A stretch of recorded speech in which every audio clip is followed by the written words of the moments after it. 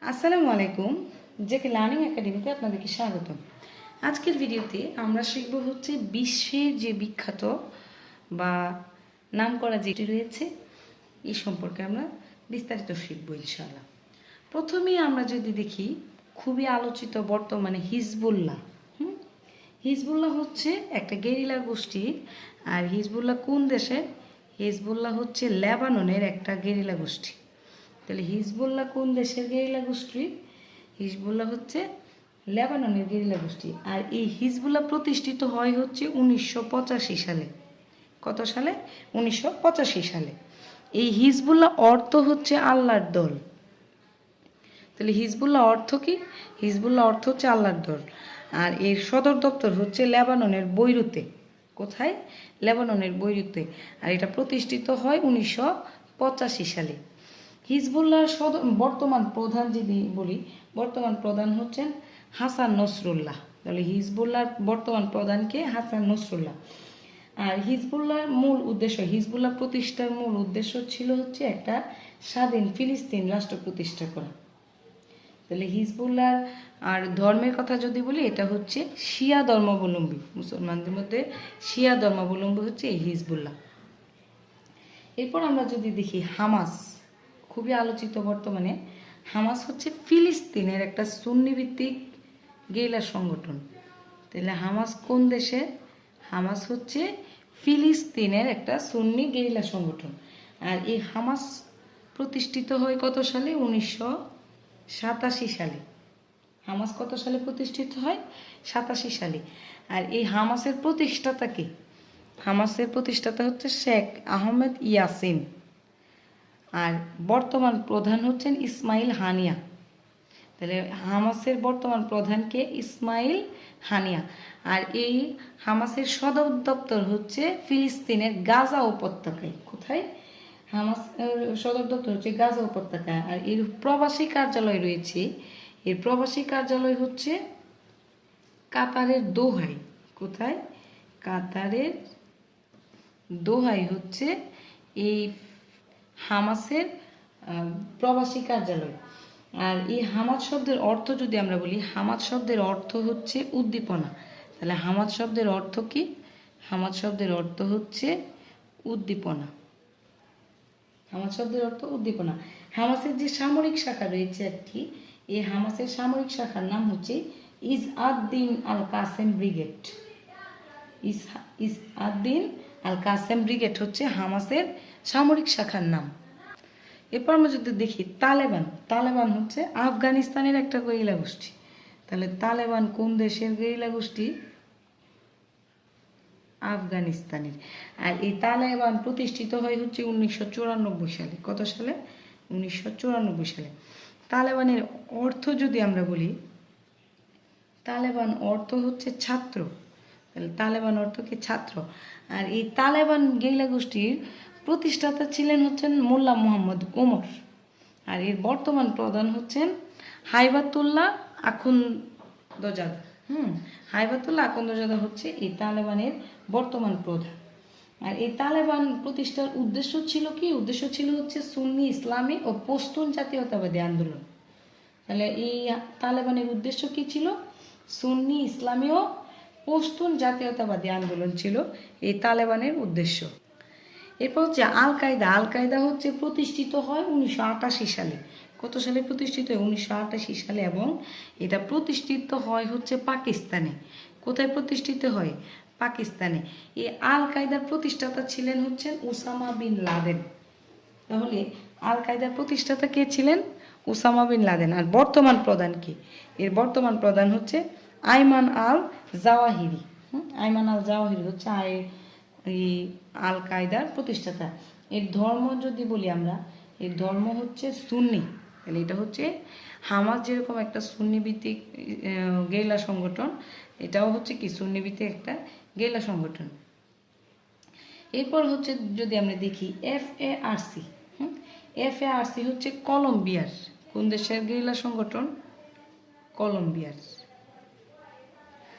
FARC এর পূর্ণরূপ যদি আমরা বলি, যে পূর্ণরূপ হচ্ছে the revolutionary armed forces of Colombia. The revolutionary armed forces of Colombia. এটা প্রতিষ্ঠিত হয় হচ্ছে 1964 সালে। তাহলে FARC এটা প্রতিষ্ঠিত হয় কত সালে? 1964 সালে। এবং এর এই যে FARC এটা কার্যকর ছিল হচ্ছে প্রায় 1964 সাল থেকে প্রায় 2016 সাল পর্যন্ত এই FARC কার্যকর ছিল। এরপরে হচ্ছে আমরা যদি দেখি যে খেমার রোজ, এই খেমার রোজ হচ্ছে কম্বোডিয়ার একটা গেরিলা সংগঠন। কোন দেশের? কম্বোডিয়ার। কম্বোডিয়ার একটা গেরিলা সংগঠন। এই খেমার রোজ অর্থ হচ্ছে লাল ফৌজ বা রেড আর্মি। এটা হচ্ছে কম্বোডিয়ার উগ্র কমিউনিস্ট একটা গেরিলা সংগঠন। এবং এই যে খেমারদের নেতা, এই খেমার রোজের নেতা ছিল হচ্ছে ব্রাদার নাম্বার 1 পল পট। এর ক্ষমতার সময়কাল ছিল 1975 থেকে 1979 সাল পর্যন্ত। পরবর্তীতে ভিয়েতনামের আক্রমণে এই 1979 সালে এই খেমারদের পতন হয়। খেমার রোজ হচ্ছে কম্বোডিয়ার একটি উগ্র কমিউনিস্ট গেরিলা সংগঠন। এরপর আমরা যদি দেখি যে LTTE, এটা হচ্ছে একটা শ্রীলঙ্কার, এটা হচ্ছে কি শ্রীলঙ্কার একটা গেরিলা সংগঠন। আর LTTE প্রতিষ্ঠিত হয়েছে 1976 সালে। কত সালে? 1976 সালে। আর LTTE এর পুনরূপ হচ্ছে the liberation of Tamil tiger Eelam. এর নেতা ছিলেন কে? ভিলুপিল্লাই প্রভাকরণ। তাহলে LTTE হচ্ছে শ্রীলঙ্কার একটা গেরিলা সংগঠন। এটা প্রতিষ্ঠিত হয় 1976 সালে। এর নেতা ছিলেন হচ্ছে ভিলুপিল্লাই প্রভাকরণ। আর এই যে LTTE এটা প্রতিষ্ঠার মূল উদ্দেশ্য কি ছিল? উদ্দেশ্য ছিল হচ্ছে জাফনা উপদ্বীপে স্বাধীন একটা তামিল রাষ্ট্র প্রতিষ্ঠা করা। তাহলে LTTE এর মানে উদ্দেশ্য ছিল জাফনা উপদ্বীপে স্বাধীন তামিল রাষ্ট্র প্রতিষ্ঠা করা। এরপর আমরা যদি দেখি যে MNLF, এটা হচ্ছে ফিলিপাইনের একটা গেরিলা সংগঠন। কোন দেশের? ফিলিপাইনের। এর প্রতিষ্ঠাতা ছিলেন হচ্ছেন নূর মিসৌরি। MNLF এর পূর্ণরূপ যদি আমরা বলি the Moro national liberation front. The Moro national liberation front, এটা হচ্ছে ফিলিপাইনের একটা গেরিলা সংগঠন। আর এর প্রতিষ্ঠাতা ছিল হচ্ছে নূর মিসৌরি। আর এর উদ্দেশ্য কি ছিল? এর উদ্দেশ্য ছিল হচ্ছে যে বাংসামোরের স্বাধীনতা, মিন্দানাও দ্বীপের যাদের বসবাস ছিল, মিন্দানাও দ্বীপের যে বাংসামোরও ছিল, বাংসামোরের স্বাধীনতা ছিল হচ্ছে এই ফিলিপাইনের MNLF গেরিলা সংগঠনের। এরপর আমরা যদি দেখি যে বোকো হারাম, বোকো হারাম হচ্ছে নাইজেরিয়ার একটা গেরিলা সংগঠন। কোন দেশের? নাইজেরিয়ার। নাইজেরিয়ার একটা গেরিলা সংগঠন। তাহলে বোকো হারাম কোন দেশের গেরিলা সংগঠন? নাইজেরিয়ার। এর নেতা ছিলেন হচ্ছেন আবু বকর সেকাও। আর এই বোকো হারাম অর্থ হচ্ছে পশ্চিমা শিক্ষাপাপ। আর তাদের যে বোকো হারাম যারা গেরিলা সংগঠন, তাদের মতাদর্শ কি ছিল? মতাদর্শ ছিল হচ্ছে ওয়াহিবাদ ও সালফিবাদ। আল কায়দার নাইজেরিয়া শাখা। মূলত হচ্ছে আল কায়দার যে একটা গেরিলা সংগঠন ছিল, এটার নাইজেরিয়া শাখাটার নামই হচ্ছে বোকো হারাম। এছাড়াও হচ্ছে যদি আমরা মিয়ানমারের গেরিলা সংগঠনের নাম বলি, এটা হচ্ছে গডস আর্মি। এই যে গডস আর্মি, গডস আর্মি হচ্ছে মিয়ানমারের গেরিলা সংগঠন। মিয়ানমারের আরেকটা গেরিলা সংগঠন, এটা হচ্ছে Arakan army. Arakan army, Arakan army, God's army, এই দুইটাই হচ্ছে মিয়ানমারের গেরিলা সংগঠন।